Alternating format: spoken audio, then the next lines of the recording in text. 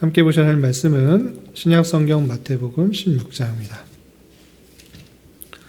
마태복음 16장 16절부터 20절까지 말씀 함께 읽고 수요성경 공부 중세교회사 첫 번째 시간을 하도록 하겠습니다.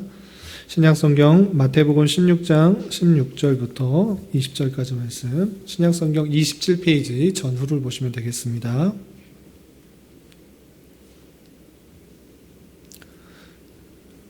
함께 공독하겠습니다.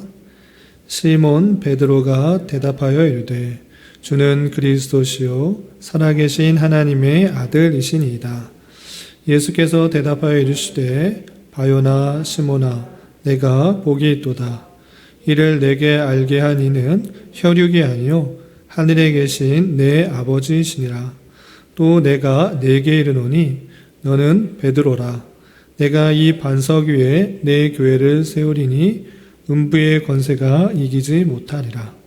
내가 천국 열쇠를 내게 주리니 내가 땅에서 무엇이든지 매면 하늘에서도 매일 것이요 내가 땅에서 무엇이든지 풀면 하늘에서도 풀리리라 하시고, 이에 제자들에게 경고하사 자기가 그리스도인 것을 아무에게도 이르지 말라 하시니라. 아멘. 오늘 마태복음 읽었던 16장 16절부터 20절까지는 교회사에 있어서 아주 중요한 내용들입니다. 그것은 무엇이냐면 천국 열쇠권이 누구에게 주어졌는가라는 그런 논쟁이 있을 때 중세시대의 카톨릭 교회는 그것이 교황에게, 베드로에게 주어진 것이고 그것이 베드로의 계보를 잇는 교황에게 주어진 것이다 라고 해석하지만, 그것이 아니라 성경 전체의 내용을 볼 때 이것은 베드로와 같이 고백하는 그런 사람들의 회 안에다 주신 것이다 라는 그런 중요한 문제가 되는 그런 구절입니다. 그것에 대한 바른 이해를 갖고 있을 때 중세교회에 나타나는 잘못들을 우리가 잘 해결할 수 있으니까 그것을 염두에 두고 오늘 말씀을 좀 살펴보도록 하겠습니다. 우리 지난 시간까지 초대교회사 배웠는데 초대교회사 많은 내용들을 배웠기 때문에 다 기억할 수는 없을 것 같고, 우리 지난주에 배웠던 내용들 다시 한번 잠깐 살펴보고 오늘 중세교회사 처음 시작하도록 하겠습니다. 초대교회사에서는 특별히 많은 논쟁 중에 예수님이 과연 어떤 분이신가 이런 논쟁을 많이 했다고 했습니다. 그래서 예수님이 참 하나님이고 참 사람이라 라는 것들이 그 성경 말씀을 통해서 정립되기까지는 많은 사람들의 논의와 또 혼란들이 있었습니다. 예수님이 몸은 예수님이지만 그 영혼은 하나님이다 이렇게 생각하는 사람도 있었고, 제일 먼저 예수님이 태어난 것일 뿐이지 이것이 창조주가 아니다, 그리고 성부 하나님과 성자 하나님은 다른 분이다 이렇게 말하는 그런 다양한 사람도 있었습니다. 그럴 때 여러 번의 회의를 통해서 예수님께서는 신성도 있으시고 또 인성도 있으시는 양성이 계시지만 한 위격으로 계시는 한 분 하나님이다라는 것들을 밝혔습니다. 그리고 칼케톤 회의에서 그것이 혼동되지도 않고 나뉘지도 않고 또 섞이지도 않고 분리되지도 않는 그런 독특성을 갖고 있다는 것들을 잘 정리를 했던 것입니다. 이렇게 기독론에 대해서 많은 논쟁이 있었지만 그것에 대한 논쟁만 있었던 것이 아니라 특별히 원죄, 자유의지, 우리가 어떻게 구원을 받을 수 있는 것인가에 대한 구속론적인 논의도 많이 있었던 것입니다. 그래서 대표적으로 어거스틴과 또 펠라기우스의 대표적인 논쟁들이 있었던 것을 볼 수 있었습니다. 그래서 어거스틴은 원죄가 있고 또 주님의 주권에 의해서 은혜로 구원받는다라고 말했지만, 이 펠라기우스는 원죄를 인정했을까요? 인정하지 않았을까요? 인정하지 않았습니다. 그리고 우리가 구원받는 것도 자유의지가 있기 때문에 선을 택할 수도 있고 악을 택할 수도 있는 자유의지가 있기 때문에 인간의 노력에 의해서 구원받을 수 있다라고 주장을 했던 것입니다. 그런데 이 논쟁은 431년 제3차 에큐메니칼 회의에서 펠라기우스 주장이 하나님의 말씀과 다르다라는 것들을 결론 지었던 것입니다. 그리고 반펠라기우스주의가 그 위에도 또 나타나게 됐습니다. 원죄는 인정하지만 그것이 원죄로 인해서 완전한 부패가 일어났다, 이것을 말하는 것이 아니고 어느 정도 우리가 결단할 수 있다, 완전 부패, 완전 타락을 말한 것이 아니라 원죄는 있지만 아담과 하와의 그 전적 타락으로 말미암아 죄는 있지만 완전 부패한 것은 아니다. 사람이 하나님께서 은혜 주시면 협력함으로 말미암아 구원받을 수 있다, 이것을 말했는데 이것도 오란지에 의해서 이단으로 정죄되었던 것입니다. 그리고 지난주에 수도원이 나타난 배경에 대해서 말씀드렸는데, 교회가 아주 종교의 자유가 일어났다 보니까 계속 세속화, 세상을 따라간다, 세상과 같아지려는 그런 모습들이 있기 때문에 반작용으로 인해서 금욕적이고 경건하고 도덕적인 생활을 하기 위해서 수도원이 나타났다라고 했습니다. 이 사람들은 그냥 눈으로 봐두시고요. 긍정적인 영향과 부정적인 영향에 대해서 생각했습니다. 긍정적인 것은 선교사 신학자들이 많이 발출됐고, 또 수도원에서 문맹 퇴치, 또 교회 학문의 향상을 기여했고, 출판사, 병원, 양로원, 고아원, 구호소 등 중요한 역할들을 이 수도원이 감당했다는 것입니다.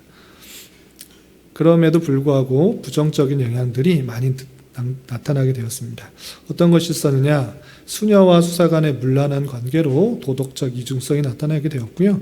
또 미신적인 신앙 풍조가 양상되었고, 세상 사람들과 구분되면서 구분이 끝나는 것이 아니라 세상 사람들을 무시하고 경멸하는 일도 나타났고, 또 수도원의 많은 부와 명예들이 차게 됨으로 말미암아, 점점점 그렇게 됨으로 말미암아 나태하고 게으르고 또 성직 매매가 일어나고 수도원 간 분파가 형성되는 일들이 나타나게 된 것입니다.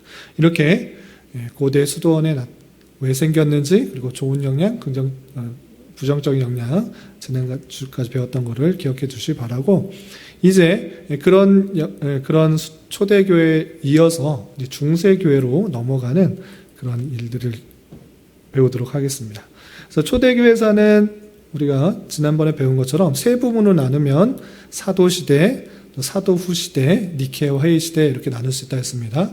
사도시대는 27년부터 100년까지 정말 사도가 활동했던 시대까지 말하는 것이고, 그리고 사도후시대는 사도가 다 죽고 나서 속사도나 또는 교부가 나타나서 여러 가지 교회를 잘 세웠던 그런 시대를 말하고, 그런 핍박 속에서도 그런 교부들을 통해서 또 속사도를 통해서 교회가 든든하게 또 많이 퍼져나갈 수 있었다는 것을 배웠고요.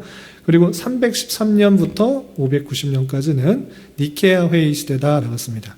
이 313년에는 어떤 일이 있었죠? 아주 중요한 거. 밀라노 측량이 있었기 때문에 종교의 자유가 이때부터 주어졌는데, 종교의 자유가 주어지다 보니까 신학에 대한 고민도 있고 하나님 말씀에 대한 고민도 있어가지고 여러 가지 기독론이나 구원론이나 여러 가지 고민들이 많이 있어서 여러 교회에서 회의를 하던 시대였다라는 것입니다. 여기까지 이제 정리가 되셨죠? 초대교회사. 이제 중세교회사로 넘어가도록 하겠습니다. 중세교회사를 나눌 때 사람마다 많이 나눕니다. 다양하게 나눕니다.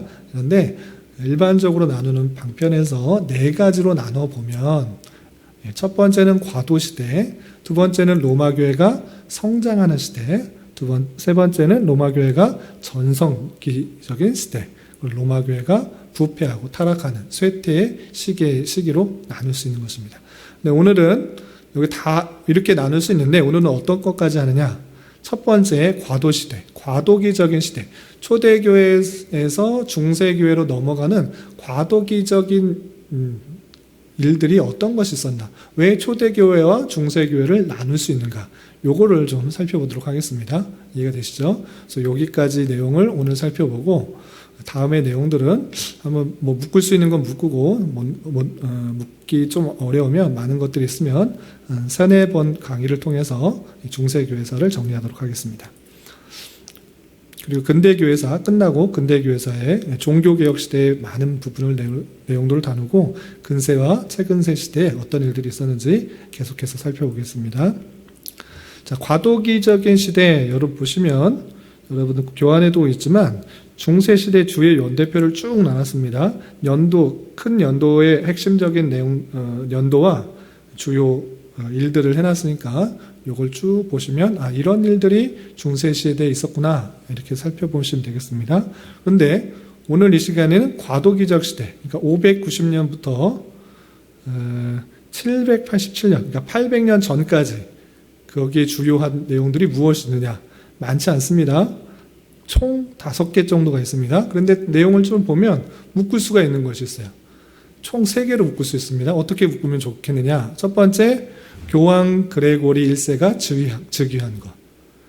그레고리가 누구인지, 또 어떤 일을 했는지, 이 사람이 누구인지 알아보는 것이 오늘 첫 번째 목표고, 두 번째 목표는 622년과 637년, 이것도 묶을 수 있습니다. 뭐냐면 모하메드가 메디나로 도주하여 이슬람교를 세운 것. 또 637년에 이슬람교, 모하메드의 이슬람교가 예루살렘을 점령한 것. 이게 같은 내용입니다. 그래서 갑자기 그러면 모하메드가 누구인가? 그리고 이슬람교가 어떻게 등장했는가? 그리고 예루살렘을 왜 점령했는가? 요거를 하나로 묶으시면 되겠습니다. 두 번째 내용이고, 세 번째 내용은 뭐냐? 680년과 787년에 했던 내용이야. 우리가 에큐메니컬 회의할 때 콘스탄티노플 3차 회의와 니케아 2차 회의를 다 배웠어요. 그래서 에큐메니컬 6차 회의와 에큐메니컬 7차 회의 때 어떤 일이 있었는지 배웠기 때문에 이 부분은 아주 간단하게 다시 한번 복습하고 넘어가면 끝납니다. 그래서 총 3가지 내용을 배우면 되는데, 이 3가지를 배우기 전에 간략하게 시대적 배경, 그 당시에 어떤 일들이 있었는지 역사적 시대적 배경을 잠깐 살펴보고 이 3가지 내용을 배우고 마치도록 하겠습니다. 아시겠죠?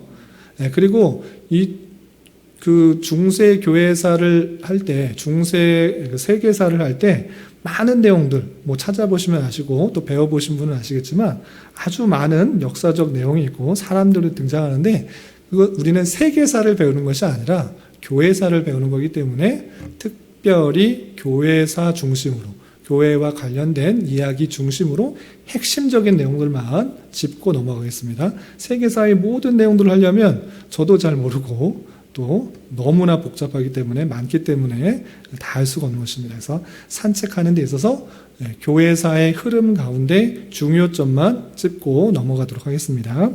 요 크게 4가지, 역사적 시대적 배경, 그리고 그레고리 1세, 그 다음에 이슬람 배경, 그 다음에 종교회의, 이 4가지만 딱 하고 마치도록 하겠습니다. 집중해서 잘 들어주시기 바랍니다.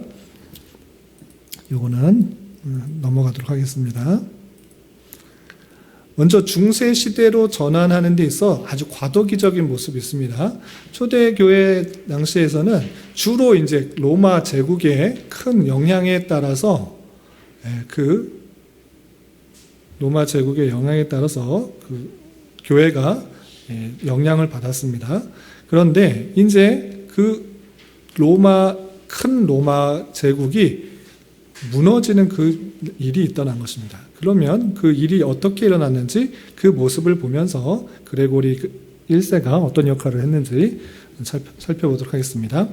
먼저 알아두어야 될 역사적 내용은 395년 테오도시우스 대제가 사망하는 일이 있습니다. 우리 테오도시우스 몇 번 들어서 아실 텐데, 박해를 심하게 했던 10번째 황제였던 395년에 테오도시우스가 사망을 했습니다. 그때 이후로 그 로마 제국이 어떻게 됐냐?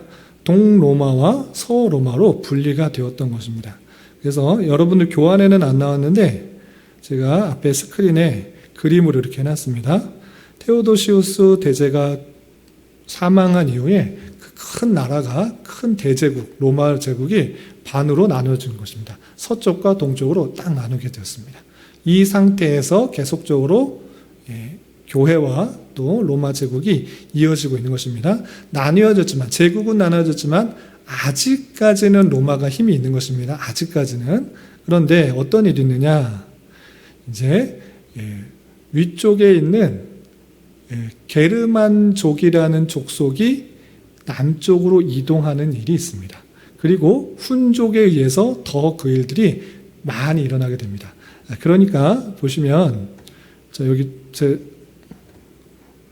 마우스가 마우스 여기죠.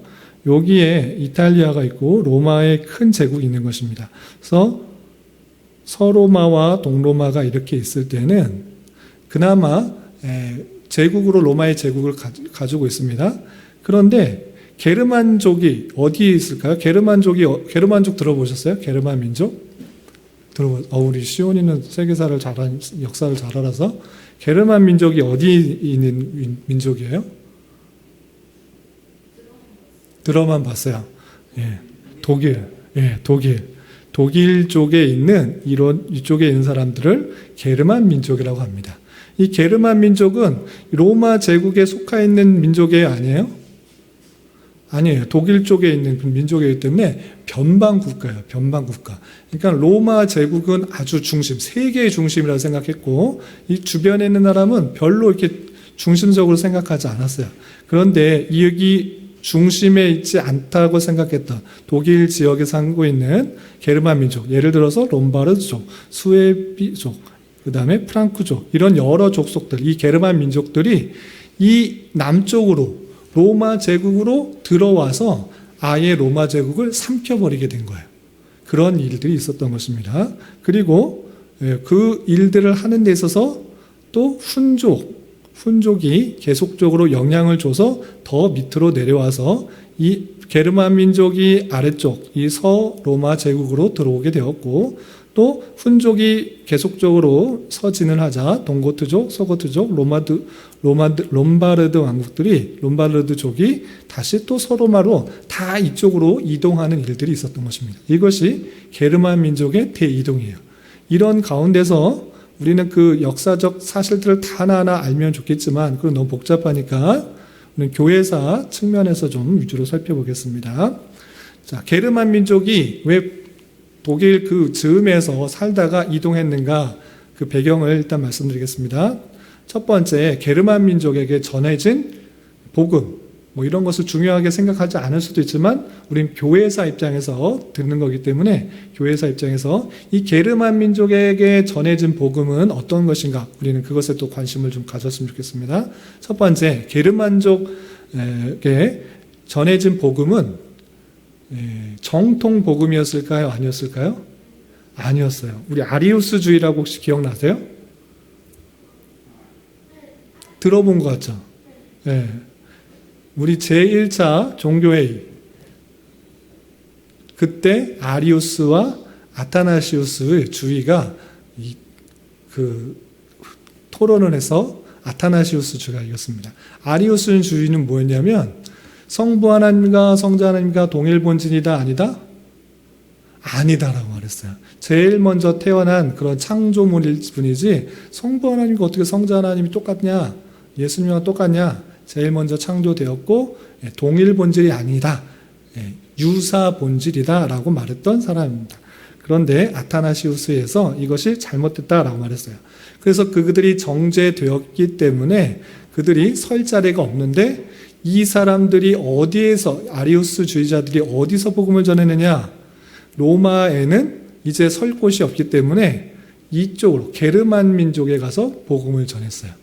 그래서 예수님 믿어야 구원을 받는데 예수님은 성부 하나님과 똑같은 하나님은 아니다. 이렇게 믿었던 거예요.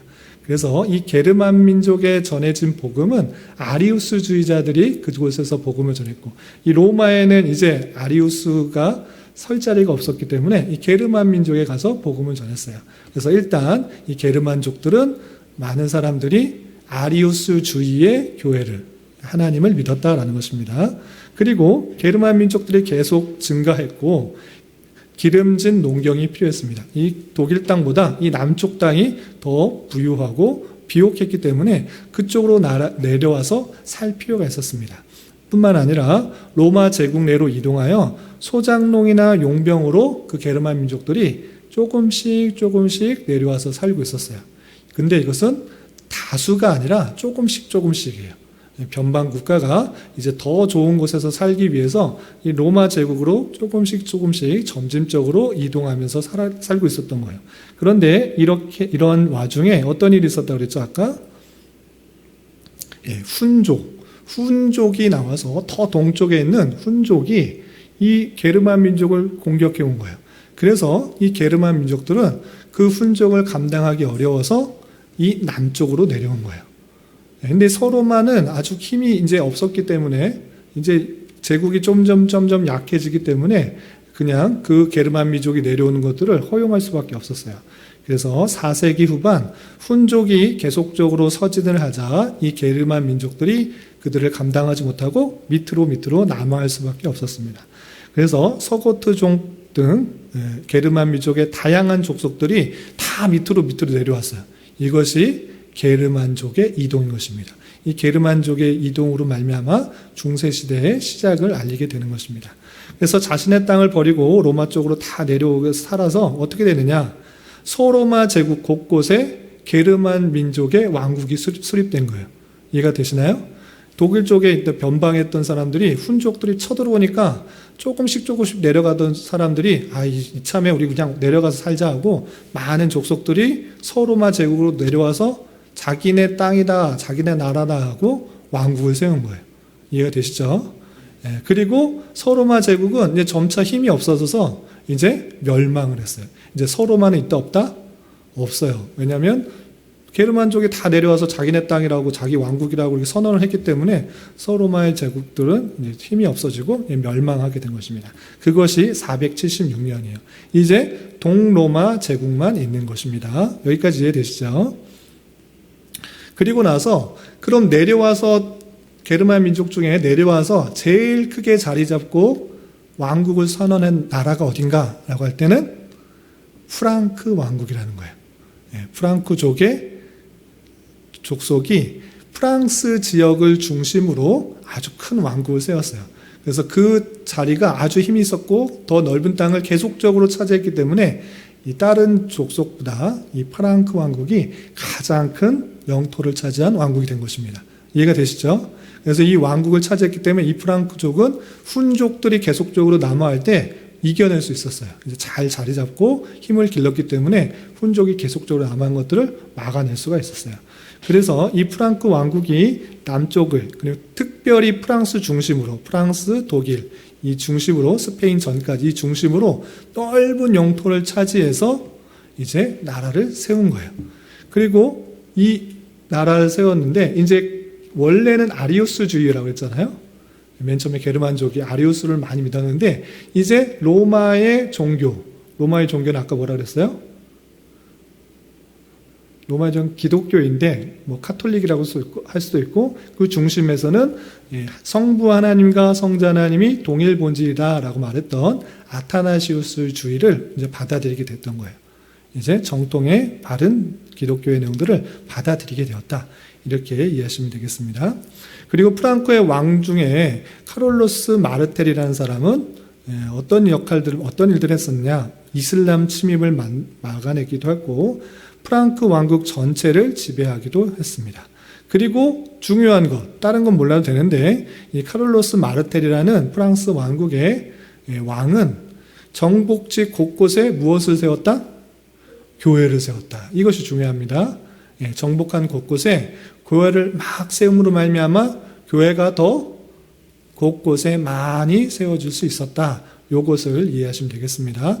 다른 세계사적 내용은 우리 학교에서 배울 수 있으니까 교회사적인 측면에 있어서는 카를로스 마르텔이 많은 땅을 차지해서 곳곳에 교회를 세우는 역할을 했다. 이렇게 이해하시면 되겠습니다. 그리고 마르텔의 아들인 피핀, 키가 작은 사람이라고 합니다. 교황의 지지를 받으면서 카를로스 왕조를 강화했습니다. 그래서 교회의 아버지라고 할 수 있는 그 교황의 지지를 받으면서 자기의 왕조를 강화했습니다. 그리고 서로 협력하기 위해서 이탈리아까지 땅을 차지해서 교황에게 아예 땅을 주는 역할을 합니다. 여기 제가 스크린에 빼먹었는데 교황에게 땅을 주어서 그것이 교황령이 되었어요. 그래서 이제 교황이 다스리는 나라가 생긴 거예요. 나라가. 그리고 이 프랑크 왕국이 그것을 보장해 주는 거예요. 그래서 오늘날에도 교황령이 있어요, 없어요? 이탈리아에 예, 있어요. 교황령이 있어요. 교황이 사는 땅이 있어요. 어떤 사람도 교황하죠. 지금은 조그만 지역이지만 이때는 중부 지역에 아주 크게 여기 지도가 나와 있는데 지도에 보시면 로마 중부 지역에 아주 큰 지역으로 로마 교황이 다스릴 수 있는 땅을 허락해 줬던 거예요. 피핀이 그렇게 됐던 것입니다.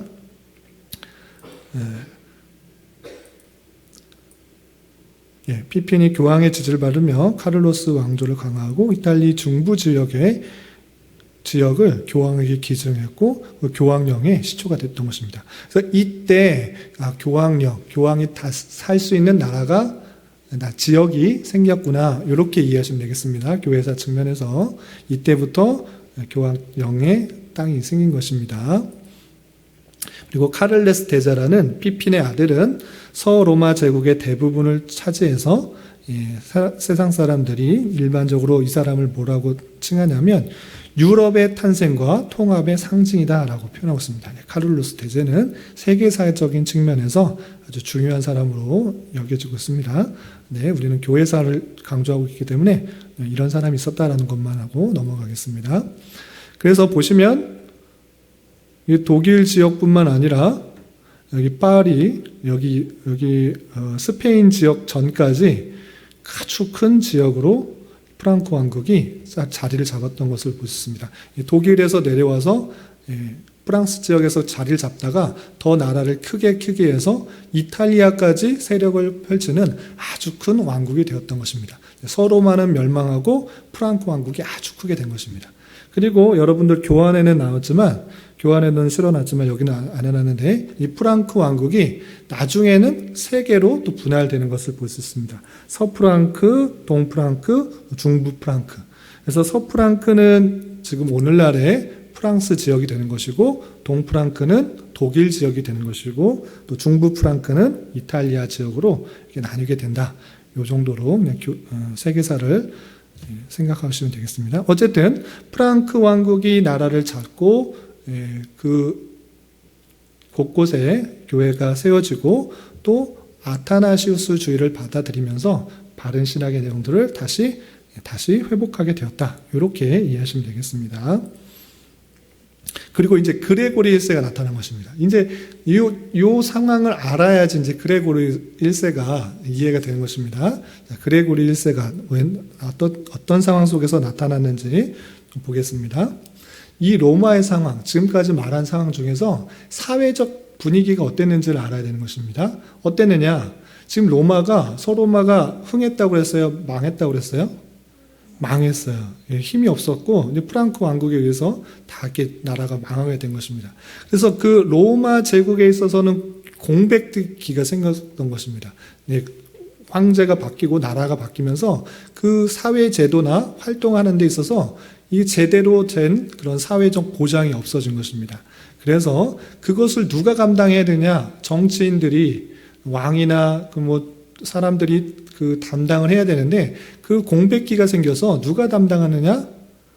교회가 담당하게 되는 것입니다. 그래서 롬바르도 쪽의 침묵으로 인한 정치적, 사회적 공백, 이 공백기가 생겼을 때 이 교회가 사회적 역할을 했던 것입니다. 어떤 사회적 역할을 했느냐? 피난민들에게 살 곳을 주고 또 음식을 제공했던 것입니다. 그래서 구제사업의 세밀한 부분까지 직접 조직해서 그 피난민들, 계속 전쟁 다니고 또 쫓겨다니고 피난하는 그런 많은 사람들, 오늘날도 많이 있잖아요. 지금 러시아와 우크라이나의 전쟁에 있어서도 피난민이 생기고 또 아프가니스탄에서도 피난민이 생기고 또 우리나라에서 피난민이 있어요, 없어요? 우리나라는 계속 있었습니다. 우리 북한에서 계속 난민들이 자유를 찾아서 계속적으로 넘어오는데 우리나라에 3만 명이 넘게 있다고 그래요. 그 사람들을 계속적으로 도와주는 역할, 물론 정부가 잘 역할을 해주고 있지만 교회도 그 사람들을 위해서 많은 것들을 후원해주고 또 돈을 주고 아끼는 것을 보게 됩니다. 그런데 이제 정부가 제대로 역할을 하지 못할 때 교회가 그 일들을 그 일을 했다는 것입니다. 그래서 피난민들에게 주거와 음식을 제공하고 또 롬바르드족과 전투 병사에 파견할 뿐만 아니라 동로마 제국 총독의 동의 없이 평화 협상을 추진하는 등 이 정부가 할 수 없는 그런 공백들, 정치적 공백들을 교회가 하게 되었다는 것입니다. 이해가 되시죠? 근데 그 교회를 다스리는 목사님 중에 제일 위에 있던 목사님이 누구다? 그레고리 1세였던 것입니다. 그래서 그레고리 1세가 아주 사람들로부터 인정을 받았던 것입니다. 왕보다도 더 중요한 사람이에요. 왕은 계속 바뀌고, 무슨 나한테 도와주는 거 하나 없는데, 저 교회 목사님은 아주 선도 베풀고 어떻게 해야 되는지도 알려주고 많은 것들을 협상하려고도 하고 해결해 줄 수 있는 분이다라고 생각해서 이제 그레고리 1세를 더 좋아하고 더 인정하기 시작했던 것입니다. 그래서 점차 주민들은 교회를 국가적 위치로 인식하기를 시작한 것입니다. 교회의 위상들이 훨씬 더 중요하게 역할을 했는데 거기에 가장 먼저 서 있던 사람이 그레고리 1세였다라는 것입니다. 그러면 그레고리 1세의 사상은 무엇이었는가? 많은 것들이 있는데 그냥 세 가지로 정리하겠습니다. 첫 번째는 대부분 어거스틴으로부터 영향을 받았습니다. 우리 초대교회사 때 마지막 시간에 배웠죠. 어거스틴과 펠라기우스, 원죄와 자유의지에 대해서만 말했지만 이 어거스틴은 많은 신학적 내용들을 잘 정리한 것입니다. 책도 많이 써가지고 그 내용 오늘날까지 전해진 것이 많습니다. 그런데 그 내용들이 중세교회로 다 이어진 것입니다. 이어져서 이 그레고리 1세도 그 어거스틴의 영향을 많이 받아서 정리된 내용들을 가지고 목회를 하고 있는 것입니다. 그런데 다 수용했으면 좋았을 텐데 계속적으로 중세시대에 교황뿐만 아니라 많은 잘못들이 드러나게 되는 것을 보게 됩니다. 어떤 잘못들이 있느냐? 첫 번째, 연옥교리를 확립했습니다. 연옥이 뭔지 아시죠? 카톨릭에서 말하는 연옥 몰라요? 알죠? 죽으면 카톨릭에서는 바로 천국에 못 간다라고 생각을 해요. 연옥이라는 어떻게 사람이 바로 이렇게 갈 수 있냐? 공로가 또는 어떤 행하는 것들이 많아야지만 그것을 가로갈 수 있는 것이 그렇지 못한 사람은 연옥에 가서 그 사람이 어떤 공적에 의해서 간다라는 그런 사상들이 조금씩 생기다가 그것이 맞다라고 이렇게 말을 한 것입니다. 선을 행하게 하기 위해서 그런 일들을 그런 교리들을 이끌어낸 것입니다. 그래서 연옥교리가 그레고리 1세에서 확립되게 되었고요. 또 세 번째 보시면 죄와 은혜보다 죄 용서 방법에 주목을 했던 것입니다. 비슷한 얘기인데 고행을 통해서 죄를 사함을 받을 수 있다. 이런 이야기를 한 것입니다. 연옥교리도 비슷한 내용입니다. 고행을 통해서 성지 순례를 통해서 어떤 행위를 통해서 죄의 용서를 받을 수 있다. 행위를 통한 그런 구원의 내용들을 계속 말하게 되는데 이 그레고리도 마찬가지로 잘못된 그런 내용들로 갖고 있다라는 것입니다. 그리고 참고적으로 성지순례라는 말의 표현은 천주교에서 쓰는 것이지 기독교에서 쓰면 된다 안 된다? 안 되는 것입니다. 성지순례의 의미는 카톨릭이나 또 유대교나 아니면 이슬람, 좀 이따 배울 이슬람에 대해서 쓰는 것인데 그건 무엇이냐? 성지에 순례하는 그 행위를 통해 그 성지의 그 성스러움과 선행의 기운이 나에게 덧입혀진다라는 그런 공로 사상을 담긴 행위인 것입니다. 그래서 카톨릭도 마찬가지로 곳곳에 성지가 있는데 순례를 행하는 것을 통해 증명서를 받아서 자기 다니는 그 성당에 제출하게 되어 있습니다. 그래서 자기의 그 선행이 그 성지를 갔다 오는 것을 통해서 추가가 되는 것입니다. 그래서 우리는 성지순례라는 말을 쓰면 안 됩니다. 성지순례를 쓰는 것이 아니라 성지가 따로 있는 것이 아니라 기독교 유적지를 탐방한다. 이런 식으로 표현을 바꿔 써야지 천주교에서나 말하는 그런 또 이슬람에서 말하는 성지순례는 성지를 꼭 다녀와야만 그것이 행위가 인정받아 자기의 선행이 쌓이는 것이기 때문에 이것이 죄 용서의 방법으로 추가되는 의미이기 때문에 그런 표현은 쓰지 않는 것이 맞다라고 이해하시고 넘어가시 바랍니다. 일단 그레고리 1세는 사회적으로 좋은 역할들을 많이 했긴 했지만 신학적으로 잘못된 길을 가고 있었다. 이 정도 이해하시면 되겠습니다. 그리고 이슬람교, 여기 그레고리 이제 이해가 되시죠?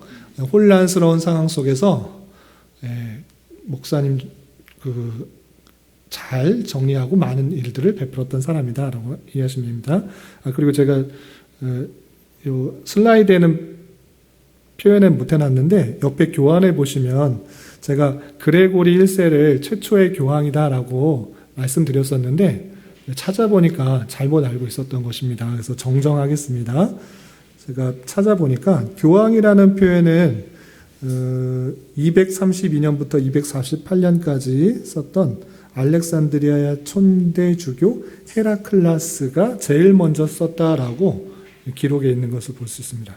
그런데 제가 이제 요거 말한 것들은 이때 주교들보다 교황으로서의 자기의 높아지는 전체 교회를 다스릴 수 있는 사람으로서의 역할을 하는 사람이 등장했다. 이렇게 정정해서 이해하시면 되겠습니다.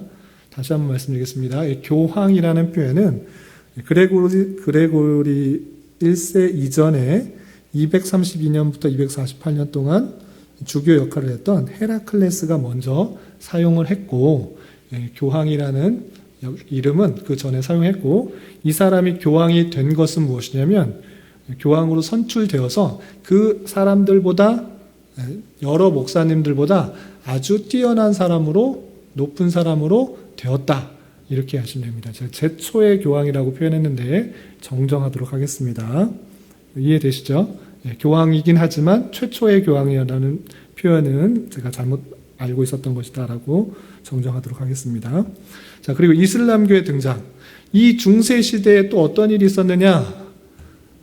이슬람교 들어보셨나요? 이슬람교? 네, 이슬람교가 등장한 것입니다. 아라비아의 메카라는 지역에서 마호메트, 또 하나는 모하메드 같은 것입니다. 마호메트라는 인물에 의해 발흥된 신흥 이슬람 제국은 순식간에 세력을 확장시켰는데, 마호메트는 메카라는 곳에서 천사 가브리엘이 알라의 메시지를 자신에게 맡겼다고 주장하면서 AD 610년에 그 이슬람 제국을 만들어서 자신의 종교와 그 나라를 확장시켰던 것입니다. 그런데 이 나라의 특징은 무엇이냐? 자신을 따르는 공동체를 만들어서 정복전쟁을 일으키고 이슬람으로 개종시킨 것입니다. 이슬람 이런 것인데 믿겠느냐 안 믿겠느냐.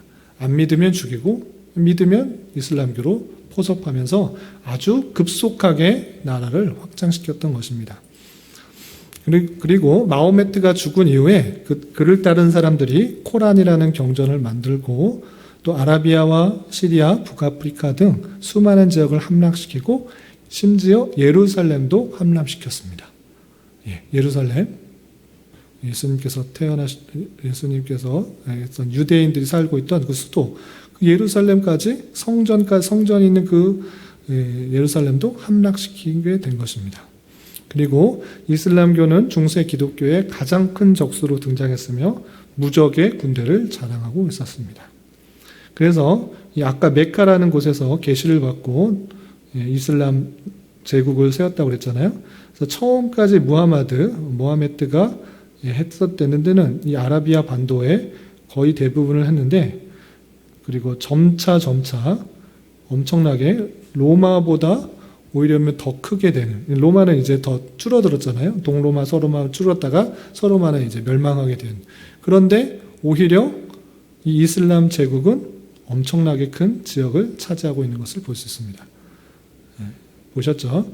그리고 이것은 중세시대에 계속적으로 이 유럽에 영향을 미치고 유럽을 공격하게 되고, 종교개혁자들에게도 마찬가지로 이 이슬람 세력이 대적이 되었던 그 내용들을 살펴볼 수가 있습니다. 그리고 지금도 이 지역은 이슬람교가 있는 이슬람 지역인 것입니다. 그래서 이 중세시대 때 이슬람교가 또 이슬람 제국이 시작되었다. 이렇게 이해해 두시면 되겠습니다. 그리고 그 서방 교회에 계속적인 위협이 되고 또 십자군 원정을 일으키게 되는 그런 역할들을 십자군 원정은 또 다음 시간에 배울 텐데 이 일들을 하게 되었다라는 것입니다. 예루살렘을 차지하였기 때문에 이 예루살렘을 다시 수복하기 위한, 찾아내기 위한 그런 군대를 또 일으키는 그 중세교회의 일들을 다음 시간에 살펴보도록 하겠습니다. 그리고 마지막, 이제 첫 번째는 그레고리에 대해서 배웠고, 그 다음에 이슬람에 대해서 배웠고, 이제 3차 종교회의하면 끝납니다. 그리고 맨 처음에 하는 것은 시대적 배경에 대해서 나왔던 것이고, 근데 이 종교회의는 우리 이미 에큐메니칼 회의 때 배운 거예요? 안 배운 거예요? 배운 거예요. 그래서 이것은 한 번만 복습하고 넘어가겠습니다. 자, 제6차 기독교 에큐메니칼 회의. 이것은 콘스탄티노플에서 세 번째로 열린 회의인데 680년에 콘스탄틴 4세가 소집한 것입니다. 왜 소집했느냐? 기억해 보면 그리스도의 의지가 어떻게 됐느냐라는 것에 대한 또 고민이 생긴 것입니다. 그리스도 의지가 하나일까 두 개일까? 신성과 인성은 있다고 하는데 그런 신성의 의지나 또 인성의 의지나 하나이지 않을까? 라는 생각들이 있었는데 그렇게 단의론으로 말하는 사람이 있었는데 성경 읽어봐라. 예수님께서 십자가에 달려 돌아가시기 전에 정말 그것을 참기 힘들고 너무나 인성을 가진 사람으로서는 너무나 어려운 그런 힘든 일들이었기 때문에 산을 옮겨주십시오라고 그렇게 기도하는 것이 있다. 그렇기 때문에 신성의 의지도 있고 인성의 의지도 분명히 나타난다. 신성의 의지, 인성의 의지 두 의지가 똑같이 있다라고 성경을 통해서 결정된 것입니다. 그래서 단의론은 정죄되고 양의론을 다시 한번 확인하게 된 것입니다. 배운 거 기억나시죠?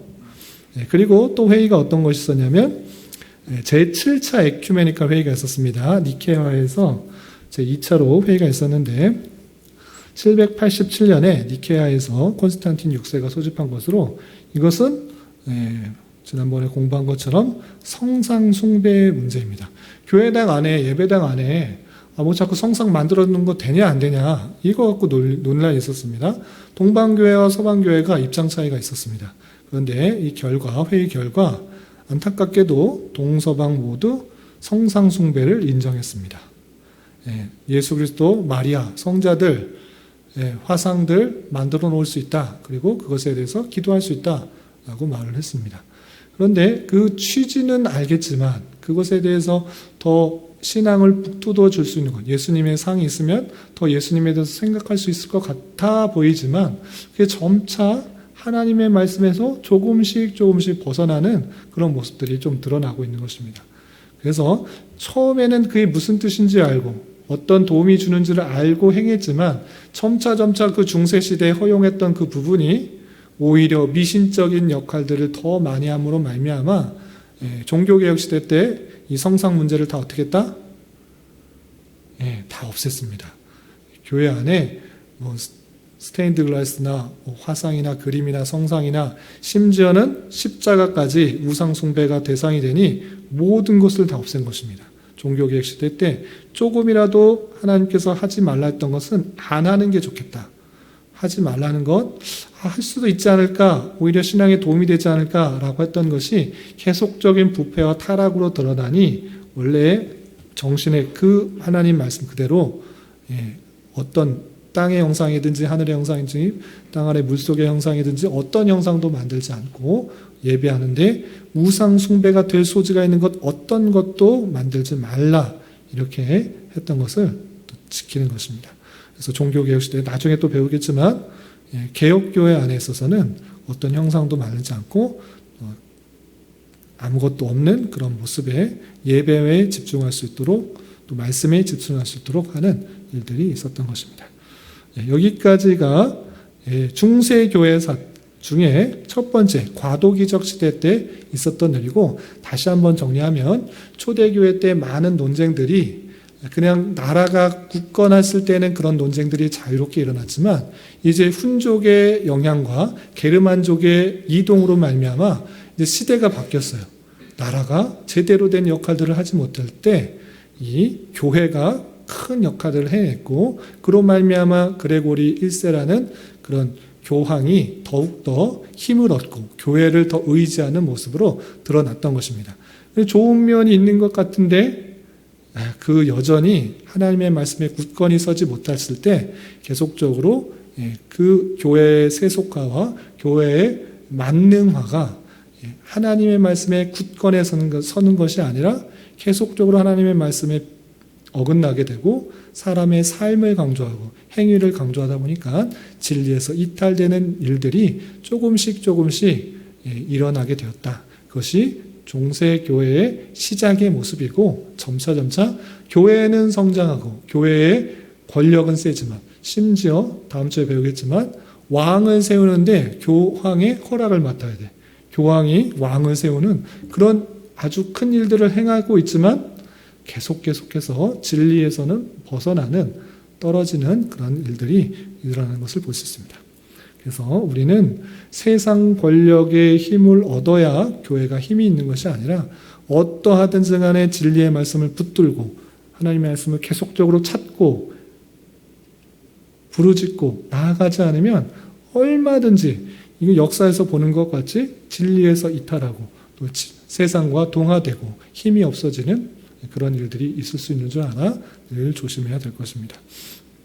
그리고 중세교회에 있어서 열세권의 문제는 계속적으로 바로 이해해서 교회를 한 사람에 의해서 다스려지는 것이 아니라 교회 회를 통해서 인간의 부패와 타락이 있음을 알고 교회 회를 통해서 하나님의 뜻을 찾고 구하고 또 결정하는 것이 바른 방편이다. 이렇게 이해하시면 되겠습니다.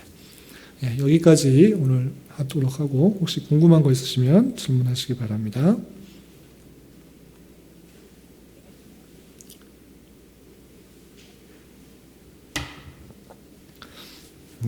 없으시면 기도하고 마치겠습니다.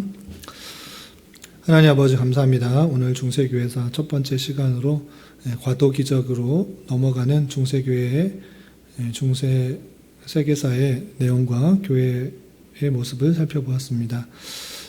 이런 말씀을 대하는 자로서 교회가 또 세상에 대한 여러 가지 책임들을 잘 감당할 뿐만 아니라 그런 것에 있어서 진리의 말씀을 또 소홀히 하지 않게 하시고 하나님 말씀을 더욱더 찾고 부르짖고 나아가서 진리에서 어긋나지 않도록 주님께서 인도하여 주시고 또 하나님 말씀을 잘 배운 자로서 우리의 삶이 어떻게 드러나야 되는지를 잘 깨닫고 어두워지고 썩어지는 세상 속에서 빛과 소금 된 역할들을 잘 감당할 수 있는 교회가 될 수 있도록 인도하여 주시옵소서. 주님, 교회의 육체 연약함으로 또 예배와 모임에 참여하지 못한 성도들과 또 힘들어하고 어려워하는 성도들이 있습니다. 주님께서 강건케 하시고 회복하게 하셔서 건강한 모습으로 맡겨진 일들 잘 감당케 하시며 주님께서 주시는 은혜 가운데 날마다 기쁘고 감사하고 찬송할 수 있는 삶이 될 수 있도록 인도하여 주시옵소서. 한 주간은 고난주간으로 보내고 있습니다. 주님께서 우리를 위하여 성육신 하셨으며 또 십자가에 달려 돌아가실까지 그 고통을 참으신 것처럼 우리 죄를 사해 주시기 위해서 겪으신 그 고난을 잘 묵상하며 우리가 죄를 짓지 않도록 더욱더 힘을 쓰게 하여 주시고 우리 모든 죄를 사해 주신 그 하나님의 놀라운 사랑들을 기뻐하며 감사하며 부활주의를 맞이할 수 있는 저희들 될 수 있도록 인도하여 주시옵소서. 또 토요일에는 봄맞이 대청소를 하려고 합니다. 또 많은 성도들 또 시간을 내어서 함께 교회당을 정비하게 하여 주시고 또 교제하고 함께 교회 일에 마음을 쓸 수 있는 성도들 될 수 있도록 인도하여 주시옵소서. 이 모든 말씀 예수님의 이름으로 감사히 기도드리옵나이다. 아멘.